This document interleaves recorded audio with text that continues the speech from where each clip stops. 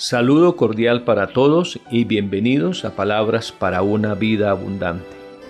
Hoy les voy a hablar de las personas que Dios está buscando para salvar la humanidad, entendiendo que vivimos en una sociedad donde gran parte de los ciudadanos actúan ausentes de Dios, cayendo en el error y en la iniquidad. La iniquidad es la maldad, la perversidad, el abuso e injusticia, es decir, todo acto contrario a la moral y a la justicia que desbarajusta la sociedad. Esto lleva al sinsentido existencial y como consecuencia a la desorientación y a la angustia de las personas, porque la misma sociedad se ha convertido en el sistema o programa donde se cría y se educa para aprender a vivir sin Dios. En el libro de Romanos, en el capítulo 1, en el versículo 18, la Biblia dice de la siguiente manera: porque la ira de Dios se revela desde el cielo contra toda impiedad e injusticia de los hombres que detienen con injusticia la verdad. Según este texto, esa clase de sociedad conduce a la desgracia porque actúa fuera de la voluntad de Dios. La iniquidad es esa forma de injusticia. ¿Cómo se detiene la verdad? Haciendo que las personas no vean el engaño y caigan en la mentira. Es el sistema que anula el amor por la verdad y anula también la sensibilidad por la justicia, trayendo como consecuencia el sinsentido de la vida. Ese programa social injusto y destructivo solo lo detienen las personas justas y amantes de la verdad, que defienden los principios de la fe como forma válida de la vida. Y digo las personas porque es a través de las personas humanas que Dios obra en nuestra sociedad. La salvación de Dios siempre ha llegado a través de personas. Podemos decir que Dios para la humanidad se hace legible en los códigos humanos. Es por esto que Dios siempre ha buscado personas para que superen el sistema inicuo de sus sociedades y se conviertan en ministros que en los propósitos de Él puedan salvarlos. Vamos a ver uno de esos casos que se encuentra en el libro de Ezequiel, en el capítulo 22, en el versículo 29 al 31, y dice así: el pueblo de la tierra usaba de opresión y cometía robo. Al afligido y menesteroso hacían violencia. Al extranjero oprimían sin derecho. Y dice Dios: busqué entre ellos hombre que hiciese vallado y que se pusiese en la brecha delante de mí a favor de la tierra, para que yo no la destruyese, y no lo hallé. Por tanto derramé sobre ellos mi ira, con el ardor de mi ira los consumí, hice volver el camino de ellos sobre su propia cabeza, dice Jehová el Señor. Aquí encontramos un pueblo que se ha alejado de Dios y por tanto ha caído en la decadencia moral y espiritual. Y cuando dice que la ira de Dios los destruyó, se está refiriendo a la paga del pecado, como dice en el libro de Romanos, en el capítulo 6, versículo 23, la paga del pecado es muerte, mas la dádiva de Dios es vida eterna en Cristo Jesús, Señor nuestro. Mientras el pueblo está cayendo en las consecuencias y en la desgracia del pecado, Dios en cambio está buscando personas ubicadas que se levanten para parar el vallado que el mal ha destruido. Que se paren en la brecha, esto es, en la fractura que el pecado ha causado, y de esa forma detengan la destrucción. La realidad del pueblo de Israel reflejada en ese texto es una realidad dura. Pues después de la muerte de Salomón, la nación se dividió entre el reino del norte y el reino del sur. El reino del norte se alejó de Dios y se convirtió en idólatra, dando paso a la iniquidad. Luego de unos 210 años de existencia, este reino fue conquistado y destruido por el imperio asirio en el año 722 a.C. Así el reino del norte desapareció, aunque algunos de sus habitantes se refugiaron en el reino del sur. Pero unos 50 años después, el pecado había abierto una brecha en la muralla protectora del reino de Judá, que había sido fiel a Dios. Y en el siglo VI a.C., el reino de Judá fue destruido por Nabucodonosor II, quien lo llevó cautivo a Babilonia tras la destrucción del templo de Jerusalén. En ese momento el pueblo se ha alejado de Dios y su pecado le trae la desgracia.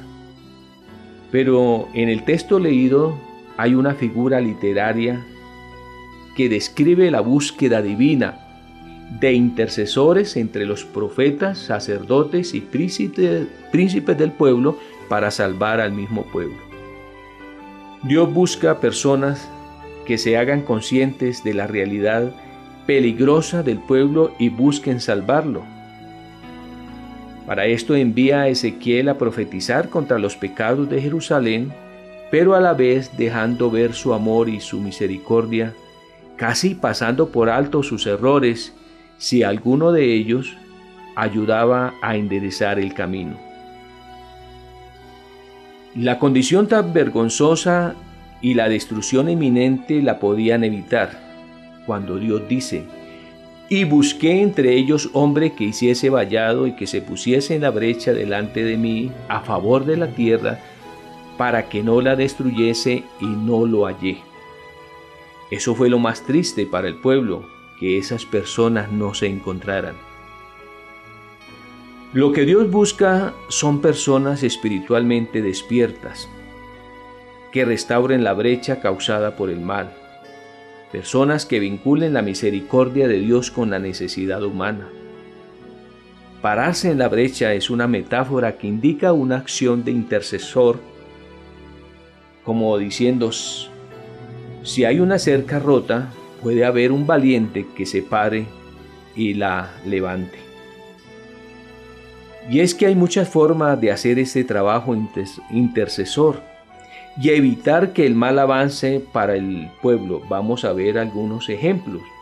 Sería identificándonos con Dios, viviendo en su santidad, esto es marcando la diferencia, siendo distintos y distantes del pecado, haciéndose consciente del desbarajuste del pueblo y asumiendo la responsabilidad de buscar la luz para ver el camino de salida. Lo podemos hacer transmitiendo esperanza a partir del propósito de Dios y actuando como embajador en búsqueda que la gente se reconcilie con Dios. Es la expresión de la Biblia cuando el Señor dice en 2 Corintios 5:20: «Así que somos embajadores en nombre de Cristo, como si Dios rogase por medio de nosotros, os rogamos en nombre de Cristo, reconciliados con Dios». Ese es el papel de las personas que Dios está buscando. Pero el colmo de la decadencia y desubicación de esa sociedad es que Dios no encontró esas personas. Increíble y trágico a la vez que eso pase, porque esto rebosó la copa que desbordó la desgracia a consecuencia de sus pecados. Eso es parte del problema de no encontrar personas responsables y comprometidas con la salvación. Aunque aparecen personas que critican, condenan, juzgan, los que se ven como víctimas pero no hacen nada para ayudar. Esos son los mediocres, personas que pueden hacerlo pero son flojos e irresponsables. Mis amigos y hermanos, igualmente hoy vivimos una sociedad ausente de Dios que conduce al error y a la iniquidad, que lleva a las personas a vivir el sinsentido existencial y como consecuencia la desorientación y la angustia. Pero la buena noticia es que Dios hoy también está buscando a quienes puedan evitar esa desgracia.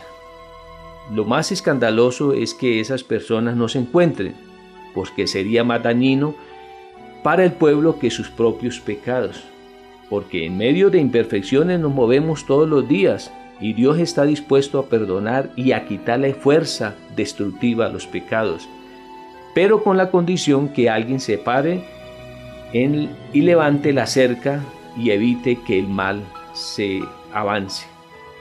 La falta de esas personas es como estar en medio de la epidemia sin la vacuna para evitar la mortandad. Las personas que Dios busca son las que se levantan y se ponen al frente, y levantan el vallado protector de la fe alrededor del matrimonio, la familia, la iglesia, y en esta sociedad necesitada de Dios.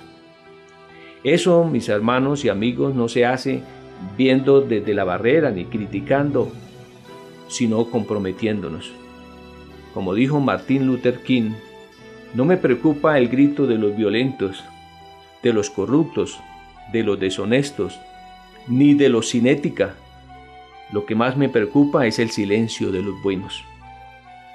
De manera que no podemos quedarnos creyéndonos buenos, pero sin actuar.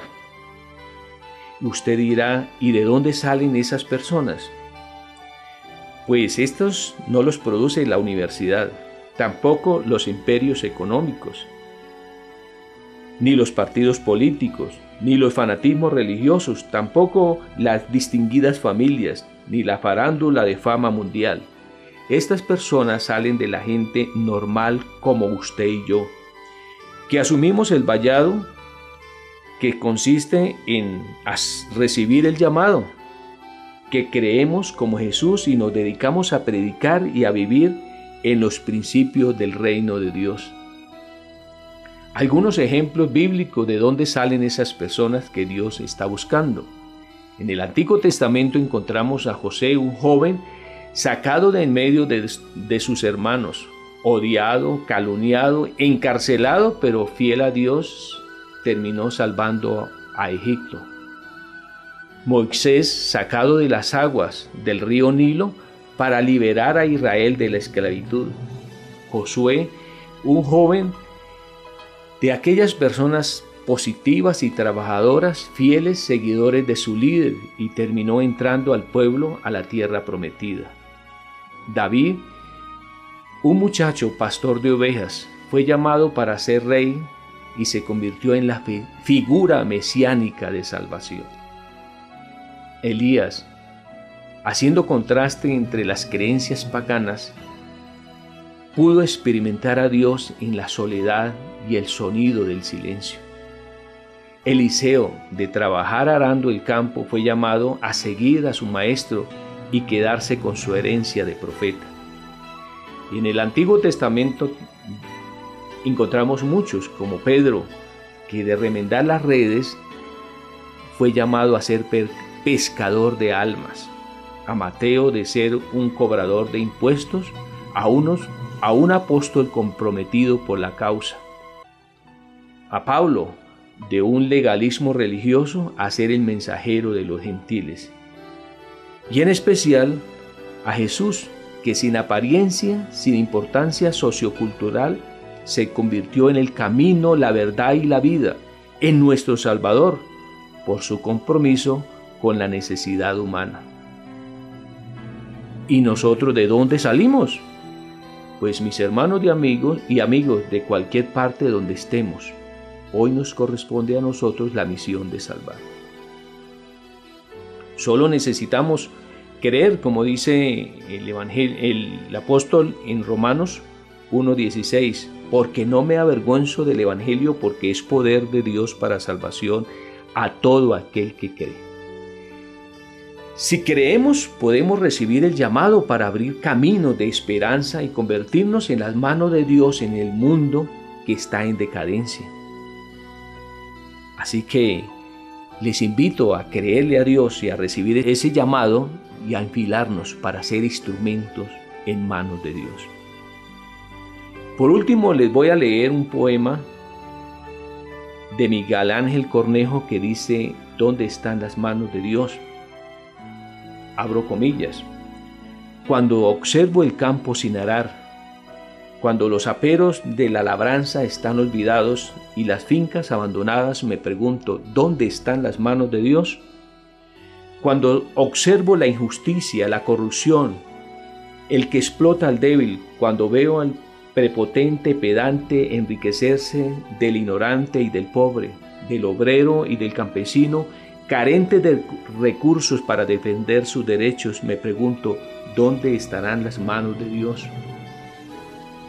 Cuando contemplo a esa anciana olvidada, cuando su mirada es nostalgia y balbucea todavía algunas palabras de amor por el hijo que la abandonó, me pregunto, ¿dónde estarán las manos de Dios? Cuando miro a ese joven antes fuerte y decidido, ahora embrutecido por la droga y el alcohol, cuando veo titubeante a lo que antes era inteligencia brillante, ahora solo harapos sin rumbo y destino, me pregunto, ¿dónde están las manos de Dios? Cuando esa chiquilla que debería estar estudiando, la veo arrastrar su existencia y su rostro refleja ya el hastío de vivir. Cuando para sobrevivir se pinta la boca y se ciñe el vestido y sale su cuerpo a vender, me pregunto, ¿dónde estarán las manos de Dios?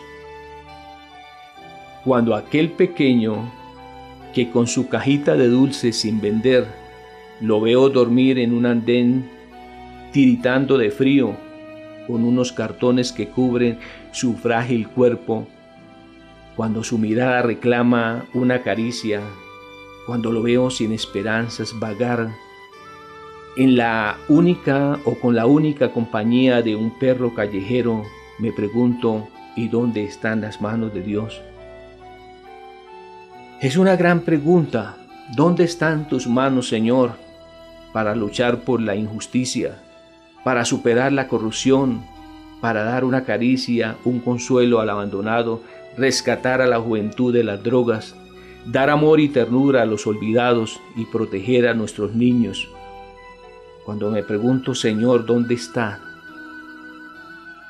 La respuesta viene desde el silencio profundo de nuestra alma, donde se escucha la voz que dice, ¿no te das cuenta que tú eres mis manos?